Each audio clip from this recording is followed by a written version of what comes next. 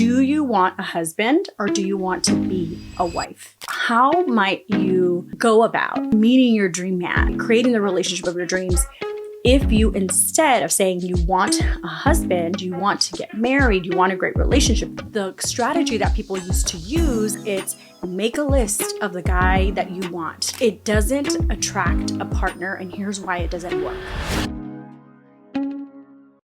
All right, if you're the kind of woman who crushes her professional goals but feels uncertain about how to reach and make your love life dreams come true, this episode is for you. Keep listening. Hey ladies, welcome back to the Blooming Podcast. I'm so glad to be back on video with you. This week we're going to talk about, I want you to think about this question very, very deeply. Listen to the words that I'm saying when I ask you this question. Do you want a husband or do you want to be a wife? And I don't think a lot of us women really contemplate that question in the way that it's framed here.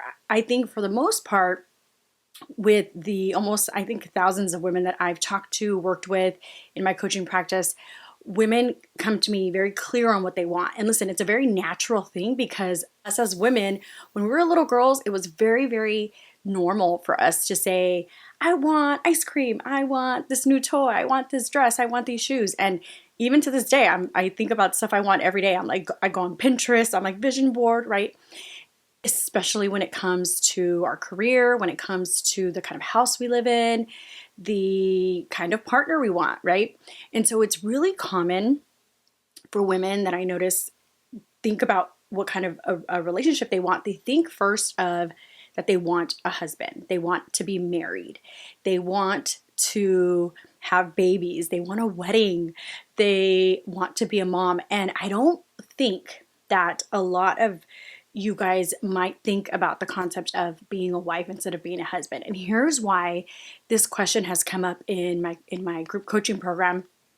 And I started having my clients think of it this way because I realized that the way that people have told you to attract a partner or manifest your man or create the whatever it is, you're attract a great masculine guy is not helpful. The strategy that people used to use, and I think Hollywood and social media and just our culture has taught you to do the old way of picking a partner. It's make a list of the guy that you want, how tall he is, what kind of a job he has, what language does he speak, how does he dress. And although that's somewhat helpful to know, it doesn't attract a partner, and here's why it doesn't work. I want you to think about it in terms of how did you create your career, okay? All of my clients are successful, high-achieving women who are great at business, not so good in relationships. Not because they don't want to, not because they're not skilled, not because they don't know what they want. My clients are go-getters and they know exactly the kind of man they want, but they haven't attracted him, right? And so when you think about how my clients went about creating their dream careers, when I asked them, and I want you to think about this, right? You went through several thoughts. How much money do I want to make? What am I good at? What industry would I like to work in? Who do I like working with? What's my schedule? What kind of lifestyle do I want? How much freedom and time am I going to work? There's so many questions that you think about, right?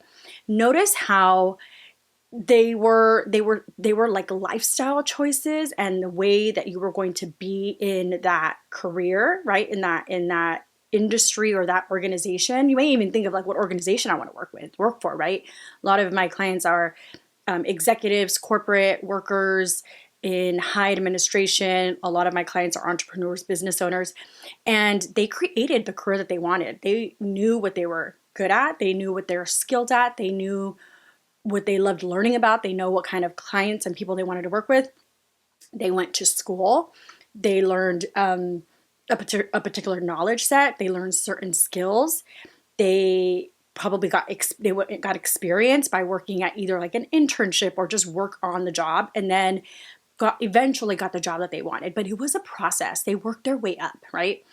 But what they identified was what I want to be, right? I have clients I have a client who's a pediatric dental surgeon. I have clients who are lawyers, photographers, HR executives, administrators, CEOs, videographers, coaches, just hairstylists, every type of career that you could think of, nurses.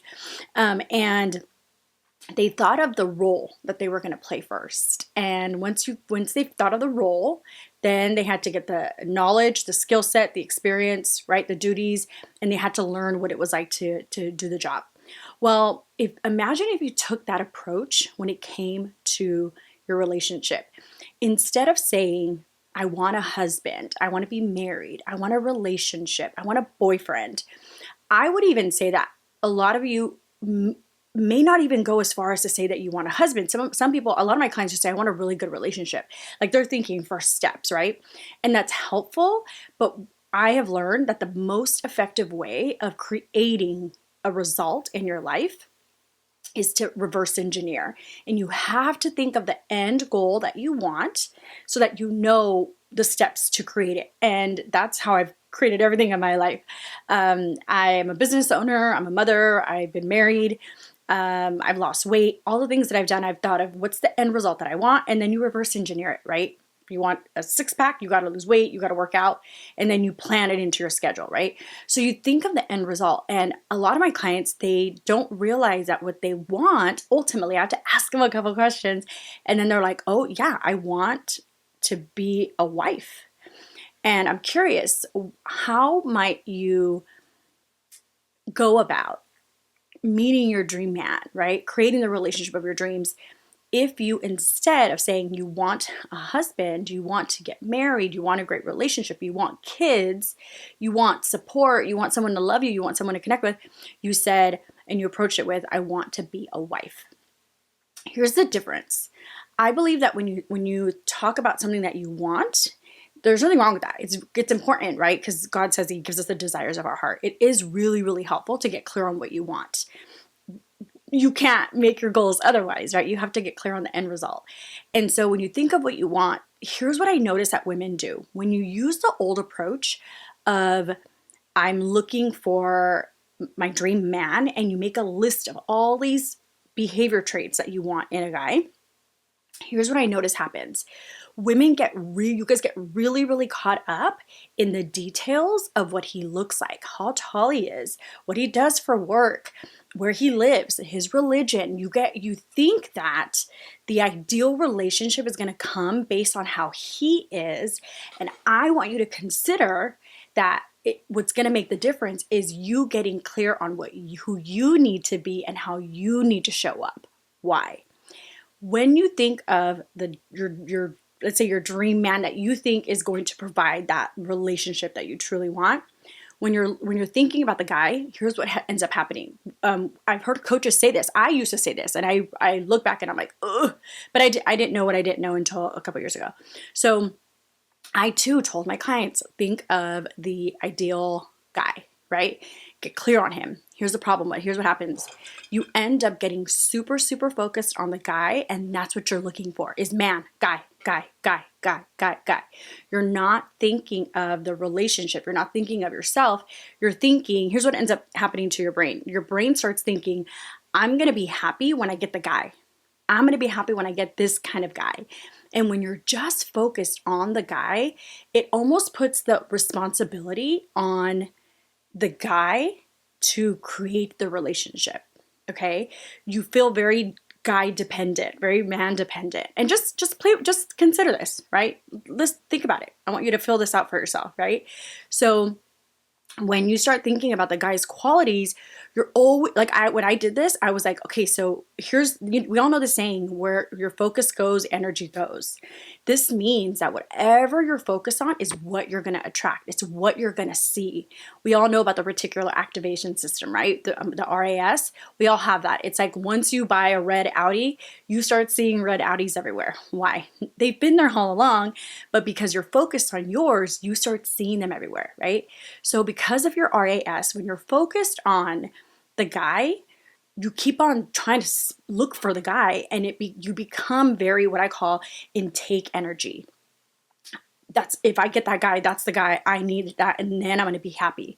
And you end up coming to dating, to relationships based on when you see someone that you think fits that model, it feels like to a man that you're the hunter and they're the deer.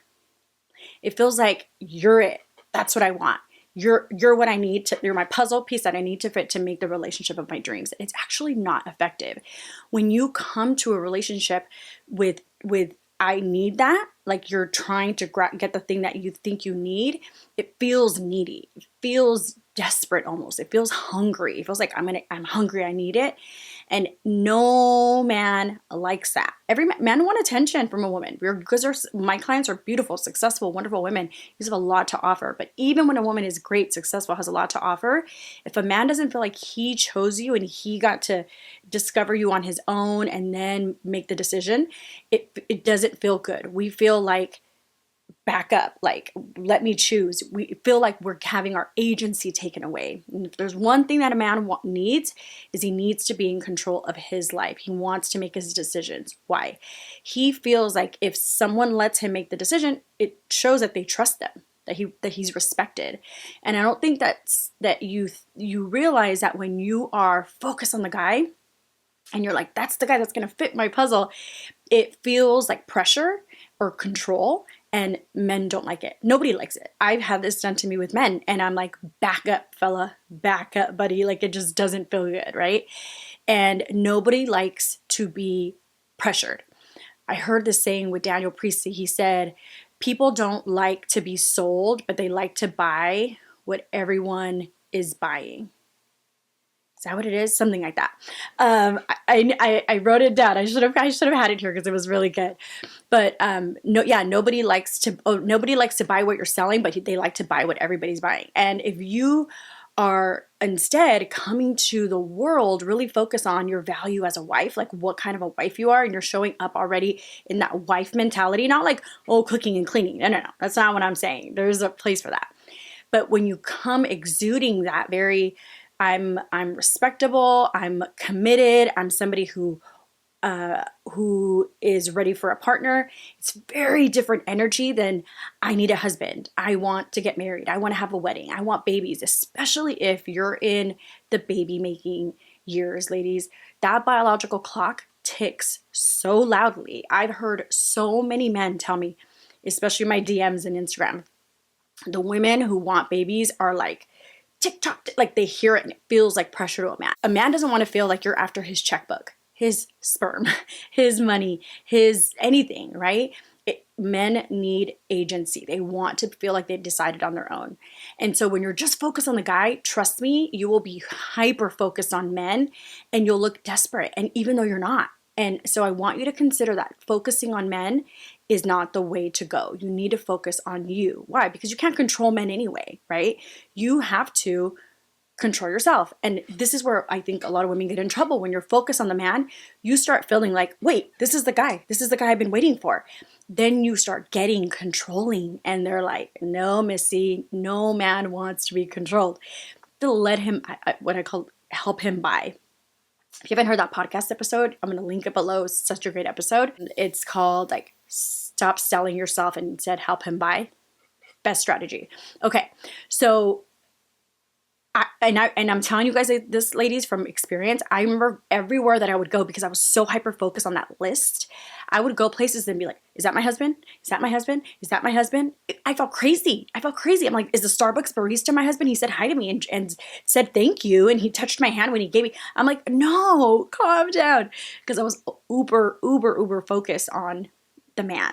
Not helpful. Okay, so what do you do instead? You focus on, like what I mentioned earlier, on the role you're gonna play. You're focused on wife, right? And I know that may sound weird for some of you guys, because you're like, I want to be a wife, but like, to think about that now, it seems kind of extra, or it seems kind of what's the word I'm looking for? Premature, right? You're not gonna go around talking to a man that you're a wife. But here's what I want you to consider.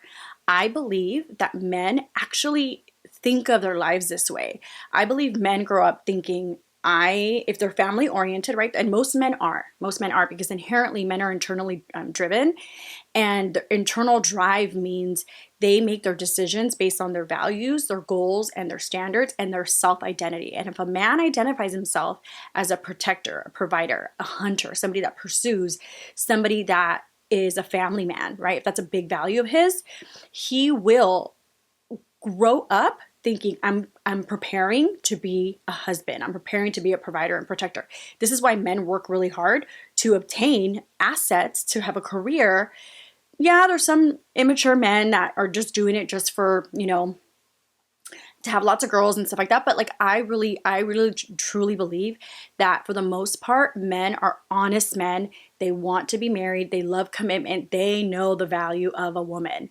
They know that they need you for lots of wonderful things, and they don't try to stop it. They don't try to hide it. Women, on the other hand, we've been taught to hide that we want a man. Men don't try to stop believing that they need a woman. They know they need a woman for lots of things, and they own it. Women will be like, I don't need a man. I got a job. And it's like, you're shooting yourselves in the foot. We don't need to do that, okay? It's very weird, right? Because you'll never hear a guy say, I don't need a woman. Like, it's just not common. It's not. Some of the red pill guys might say that, but they still are womanizers. So it's like crazy how they say that. So men know they want a woman, and I truly believe, and I would love guys to tell me here or below if you're a guy watching this. And you can ask men, okay? I really implore you to ask guys this. They grow up thinking, I'm going to be a husband. I'm going to be a husband. So when they're dating women, they're like, is this somebody that I could be a husband to?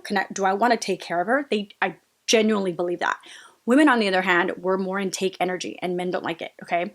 So if you then approach creating your relationship and seeing it as this relationship is kind of like the container, like let's say your career, and the career you bring to it. Like, I'm a coach, right? So in my career is me, Anabell, being a coach. One of my clients is a content creator. She's a coach for content creators. She's amazing. One of my clients is a pediatric dental surgeon, and we approach that by, okay, what skill set do I have? How do I want to work? What kind of freedom? How much money do I want to make? And we approached it by really getting skilled and mastering our abilities to produce and succeed at a really high level. All of my clients are like this. So when I tell you that, instead, if you think of your role, okay, I'm going to be wife, what does a wife do? How is she, right? And there's 5 things that I help my clients think of when it comes to this, and I call it the 5 partnership clarity points. And there's 5 things that I really believe are important for you to think of as a wife when you're going into a partnership, right? So a man is not the only one in the relationship, right? It's a woman and a man. It's a wife and a husband, and you guys come into the container of a relationship, right? So the relationship is what you are and him create together. So this container, this relationship, what is needed from you? What are you bringing to the relationship? And what is he offering to the relationship? And you guys, what are you guys collectively creating? And it's the most amazing, it's called like this theory called complexity theory, where independent parts create, like the whole is greater than the sum of its parts, right? So when you think of the independent parts, wife and husband, it creates this beautiful thing, complex thing called a marriage or a relationship. Marriages, ladies, are the biggest and best things. This is why the enemy wants to attack them and keep us all separated and keep you single and keep you focused on the guy. So you push him away and he feels like pressured, right? So the container is the relationship. What are you bringing? The 5 clarity points I want you to think of are: 1, what is your role, right, in the partnership? And in the partnership, your wife, right? So the second thing is, I want you to get clear of, what are you willing to bring to the relationship? What are you willing to do in the relationship? And this one's kind of funny, but I want you to think of it like this. Think about your job that you have. There's some things that you don't really like about the job, but you got to do it. You have no choice, right? So maybe you work in an office and you wish you could work from home, but like, you're like, dude, I get paid great. I'm going to go, right? Maybe there's like admin tasks that are just, one of my friends is a doctor and she has to write copious notes and do notes at the end of each appointment. So tedious. She has to do it, right? So she's willing to do her notes, but she loves surgery, right? What are you willing to do as a wife? For me, some of them are like, I'll clean, right? Like I don't really love cleaning, but I love having a clean home. So if I'm not doing the cleaning, I'll hire somebody, a housekeeper, right? I can pay for it. So it's like cleaning. And maybe for some of you, if you're older and you marry somebody with kids, you'd be willing to be a stepmom to your husband's kids, right? Or be a mentor to his older kids, right? A lot of men already have their ex-wife and they have a mother for their kids, but you might just serve as like a mentor, a stepmom, right? Some of you might not really like cooking, but you're like, I'll cook sometimes, right? I'll do laundry sometimes. But you know that these are not like things that you're jumping up for joy about, but you're willing to do them. So what are you willing to do? Get really clear on these things, because some of these things that you're willing to do might be things that your husband really actually like wants you to do. And you're like, babe, because I love you, compromise, right? I'll do that, right? So, and he'll have his willing to do, okay? The next one is, what are you excited to do? These are to give. These are the things that you're so excited to bring to the relationship that you guys can share together, that skill sets, things that interests that you have, abilities that you have, talents that you have, interests that you have, that you know will really that you're excited to share with your partner so you guys can experience together, right? So for example, for me, I'm really excited about bringing my faith to a relationship. I love God. I love going to church. I love praying. I love reading the Bible. I love praying for my husband. I love praying with him. I want to pray with my husband. I want to praise with him. I want to go, be involved and serve at the church. So that's something I'm really excited to give.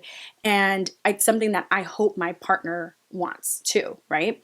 And then another thing is like I'm a huge patron of the arts. I love ballet and opera and museums and film and orchestras and just live music, things like that. And I hope I can share that love with somebody and we can experience those things together, right? I love learning and setting goals. Like I hope I have a partner that likes to do that and is interested in that. We can lift each other up and hold each other accountable to things like that. So fun. So there's so many things that are unique to me, right? That I hope that, or when I share them with a partner, he might say like, oh, I like that. And we're a match, right? So that's the third one, what you're excited to give. And listen, my list is long. My willing to give is really, really short. There's like 4 things on it. It's like, I don't have that many things that I'm like dreading in a relationship. Willing to give is things that I know I'm really excited to experience with my partner and that I know he actually really wants. Another one is like intimacy, right? Like I'm really affectionate and loving and I want physical intimacy with my partner. I'm excited about that. I know he'll want that. So make your list. It should be long. And then the fourth one is, what do you need from your partner? Okay. So these are what I would define as a need. And I got this from Alison Armstrong. She's such an amazing author. If you look her up, she's written so many great books. I recommend the Queen's Code. So she says a need would be defined as something that if you don't have, you'll be upset. Like you need it. Yeah. So for me, one of them is faith. Like I can't be with somebody who doesn't have the same faith. I need verbal affirmation, validation. Like I need a man to tell me he loves me. It can't just be like once a week or something like that, right? These are things that you know you need and you can't live without, right? So these are kind of like I would say maybe your deal makers, right? And then lastly, so make that list. And then lastly, what are your, what don't you want to receive? What don't you need? What are like your deal breakers? And for me, let's say I wouldn't date an agnostic or atheist, right? Because my faith is so important to me. I'm not going to deal with drug abuse, verbal manipulation, or emotional unintelligence. Someone who's not a good father, someone who doesn't really love their job, like is miserable. Those are some of my deal breakers because those kinds of things I know would affect our dynamic, right? And I believe men should make a list like this too. So they should know these things about themselves. So then, and I want you to think of these 5 things. These are kind of like, think of the things that you would, when you would go to a job. These are like the things that like the culture and the pay and the benefits, right? It's a negotiation, right? When you go for the job that you want, you apply, right? After you have the knowledge, the schooling, let's say, the experience, the skills, and you want to apply for the job now. Let's say you go and they're like, well, this is what we pay. Well, these are the hours and this is what we need from you. These are the requirements, right? This is where the office is. This is the environment where you would work. Have time at home. Have time, and these things are for a lot of time. A lot of times are negotiable, right? Sometimes not, but there's a lot of jobs where things are negotiable. Even the pay. Okay, so one of the things that I suggest to my clients is filtering for your future. So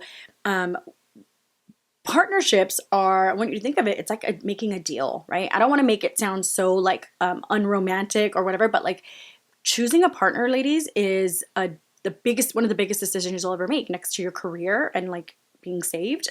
It's the partner that you spend your life with. It's not something that you just like fall into, like, oops, we fell in love, like, oh, I guess we should be together, right? It's something you really need to consider. And when you think of choosing a partner, we meet men and we kind of share I call them like the five clarity points of partnership, because you want to make sure like we're going to have the same future. We want the same future, same values, standards, mission, like kind of like the vehicle, like how are we going to get there, the same goals. And those are really, really important. So, and when you meet men, you guys will end up sharing these types of things with each other. And if they don't align, it's like, oh yeah, we don't match up. It's okay. Like, you're great. Still, I love you. Hope, wish you the best. Right. I never take things personal. This is one of the reasons that my clients tell me too, like, they're like, Anabell, I don't ever feel rejected in dating anymore, because I'm always just filtering for my future. And if a man doesn't have the things that I need, or vice versa, I never say like, oh my God, he didn't like me. It's just like, oh, we're just not aligned. That's okay, right? It's always like the timing has to be right, things like that. I will offer this other like tidbit of tip, is that the deal breakers are typically marriage, kids, lifestyle, and like money. These things are, and when I say lifestyle, I mean like drugs or the way they live, like alcohol or things like that. These four things are typically deal breakers, meaning if we're not aligned there, people won't get married. So don't ever think that you can, if a guy says, hey, I will never get married, I never want to get married, believe him. Ladies, men mean what they say. They're not being like evasive and trying to like, they're not like us women, okay? They're very, very clear.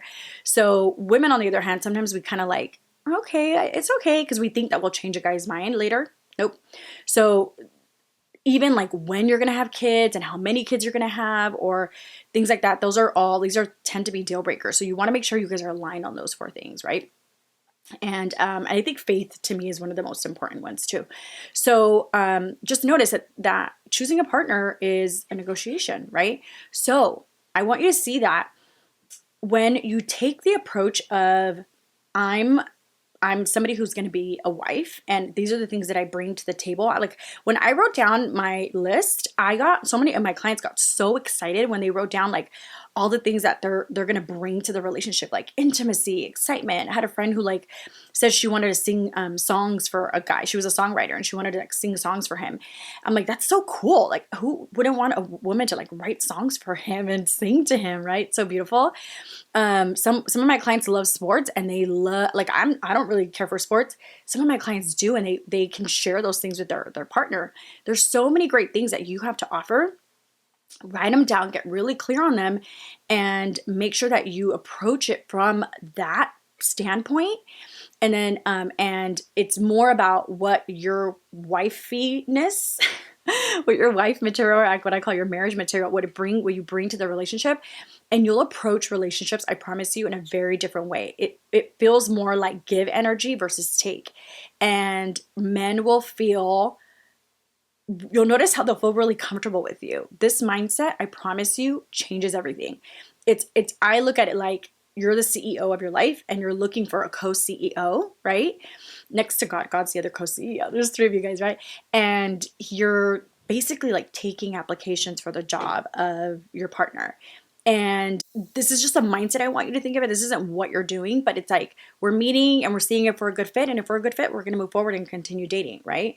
And it's always just checking and seeing everything's really good. There's connection, there's intimacy, I like his character. There's so many other things that I teach my clients, but approaching it from a wife stance instead of I want a husband, and that's take energy, versus I want to be a wife, and that's more of coming to the relationship with being a transformational person, that when you come in contact with this man, you're going to be transforming him and transforming yourself, because together you guys are both really giving to each other, versus looking for a man or wanting a husband or wanting to get married or wanting babies. It feels very transactional. It's like take. And we need to not come to the, because that isn't even really who you are. You're great at work. You'd be great in relationships. Sometimes our mindset's just a little off. So I did a workshop not too long ago on this exact process, and I walked my clients through it. It was a paid workshop. It's recorded, and if you want help doing this workshop and have the worksheet and all the questions and all the points that I laid out, click below so you can get a copy of that worksheet and watch the live replay of that worksheet. The workshop that people paid to, it was a paid workshop to attend, that I want to gift to you for listening to this podcast episode. Okay, or just click below and you can get a copy of it. And I hope this was helpful. Having the mentality instead of wanting a husband, being a wife, watch how that changes your energy when it comes to men. And if this was helpful, share this episode with somebody that you know. If you liked it, click below to subscribe. Share it with somebody. Take a screenshot of it and share it on Instagram and tag me, Anabell.Ingleton. I would love, love, love, love, love for you to share it. I hope this was helpful. I'll see you next week. Have a good one.